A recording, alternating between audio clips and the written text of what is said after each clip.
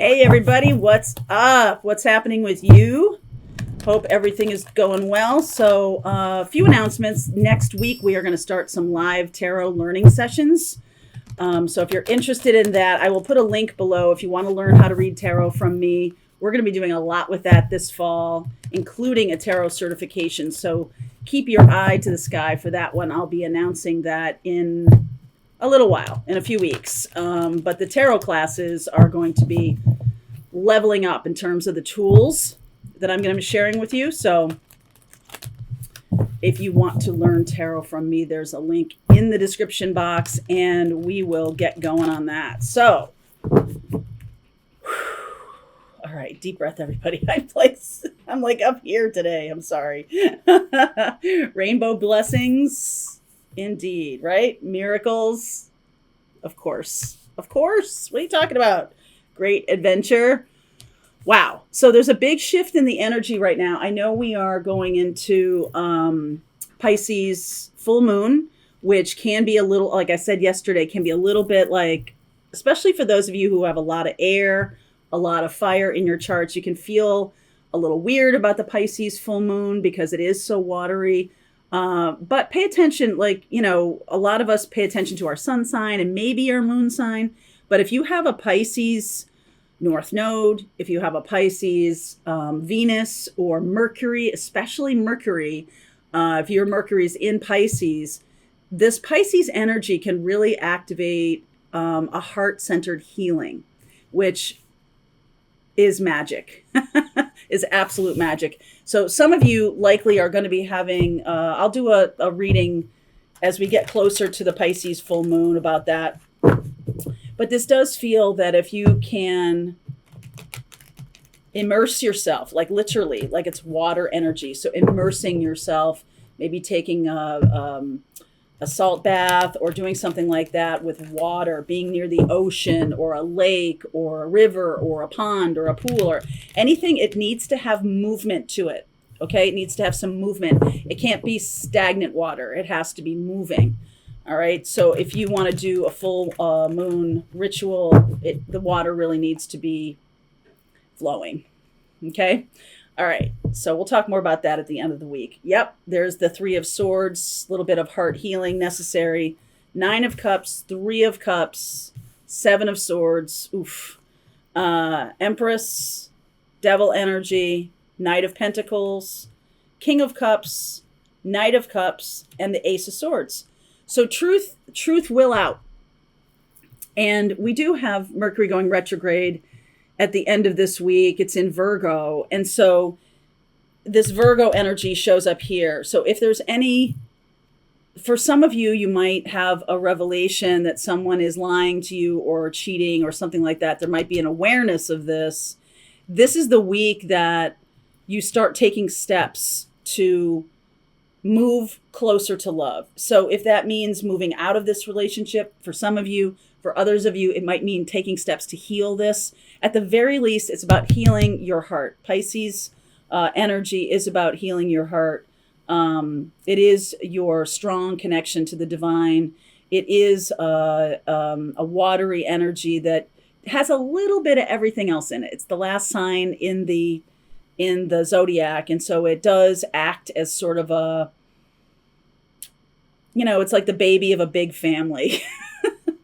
And, I do feel like there is just this beautiful energy of the Empress, Nine of Cups, Empress, feeling like you're knowing what your heart's desiring. There may be some new things for some of you coming in that are very different from what you expected. So a relationship can turn out much differently, or a healing of a relationship can turn out much differently, especially if there's been subterfuge, that SAT word, especially if there's been one of you has not been honest with the other one. There's going to be this feeling of betrayal for sure, but it's like, okay, now what? Now where do we take this? Where do we go with this? And I do see that there is an offer of a new beginning here that's based, there's a lot of different kinds of happy marriages and happy relationships. They are all based on honesty. And, so you can create whatever you want, but the thing that needs to happen is we both sign up for this particular way of doing it. It's not enough that like one of you has a certain idea about what's going on, the other one has a different idea. It is a time to get into alignment with what are we doing here. And I feel like this, over the next 2 months, I'm going to say 3 months at the outside, this does feel like it can come back together. So some of you might be worried about losing a relationship or a relationship ending, or if you are suddenly aware that there's some lying going on, sneaking, something like that. It's like the door to healing, right? It's the door to the next level. It's not an end, it's a new beginning. And it's not about somebody who is going to keep doing that. So this is not a situation where you've discovered that something's going on and you have to kind of like suck it up, and the other person is going to be like, yeah, I'll be better. No, this is about actually putting in the effort. So the person who is doing the sneaking, doing the lying, or whatever that is, that's the person that it needs to be on point in terms of doing the healing. And I feel like you very much there's a little bit of sitting back here, of not really taking any action. I'm going to clarify 3 of Cups and 7 of Swords. Like you might feel like you're stuck with this situation, but you're not. That person has to step up though. Hanged Man, 8 of Wands, Strength card, King of Swords. Okay, could be dealing with an Aquarius, a Leo, a Virgo, a Capricorn, a Taurus, or a Libra. All right, that's a lot. We'll look at those in the extended. Sun, Moon, Rising, or Venus. So I feel like what's going to be happening is if this person has been running around behind your back or anything like that, the conversation is like, if you want this to be fixed, it's your job to take the lead in fixing it. And then you'll know quickly if this person is not available for that, but going to really put the time and effort in. If they don't, they don't.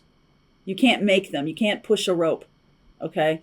And this is really about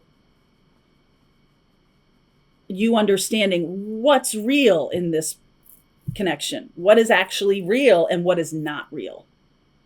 Because I do think we go through relationships sometimes and we tell ourselves that it's a certain thing. And it's only through these kinds of watershed moments do we understand that we can really see what it is. And I think you're seeing the divinity in that person, the divinity in you. And it might look very different, right? They may be the devil energy and you're the Empress energy. But the devil energy here is ruled by Saturn. So that person, if they're coming up as like, I feel stuck when I'm in relationships, I don't feel like I can move, or I don't feel like I can be creative, or I feel like, so I need to put one foot out the door so I can be somebody who is dynamic like I used to be before I got into a relationship. There's something dampening about this connection. There might be too much complacency, too much lazy is kind of a strong word, but too much of a feeling of, well, this is what it is. This is what it is. This is what it's supposed to be. This is what a relationship is supposed to be. And I'm here to say to you that I do think that this person has an opportunity right now to step up. And I feel like they do. I feel like this Ace of Swords, at the very least, where you stand. You'll know definitively where you stand. And that's something that is not replaceable. I feel like you don't take action. I feel like the only action you're really engaged in is communication. I feel like you're doing more work on yourself. That's necessary. And I think you'll be able to see based on their actions, which may take time. Like, I don't want you to gauge it based on how fast they do it. I want you to gauge on how dedicated they are to it, how much they care about working through things, how diligent they are, all Saturnian kinds of qualities. And this is Virgo. We're in Virgo time period right now. So it is about what are the routines that need to be broken because they've made us be kind of lazy in this connection, and what kind of new routine needs to be put in place. Definitely a loving one.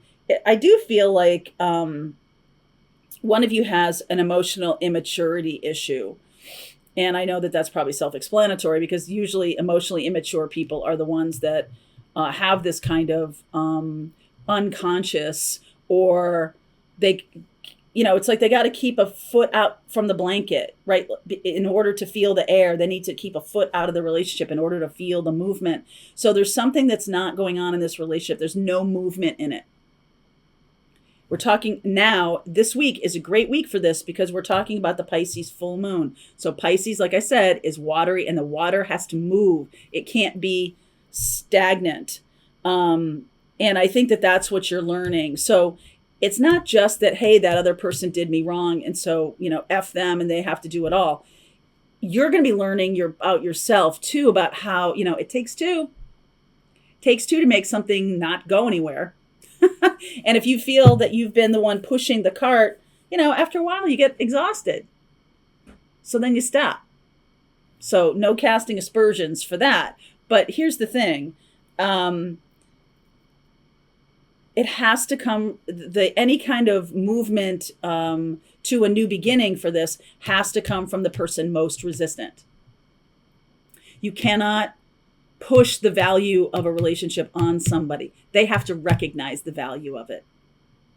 They have to be in the place of, this is important to me. Otherwise, no dice. It just won't work. They won't put in the time and effort. So let's see where we go. I will pull some cards for Aquarius and Leo and Virgo, Capricorn, Taurus, and Libra. All right. So the link is below if you want to continue on with me. I'll see you over there. All right. I hope you enjoyed that video. If it was helpful to you, please consider liking this video and sharing it with anybody who might have a need for similar kind of information. And if you like this video, check out these videos.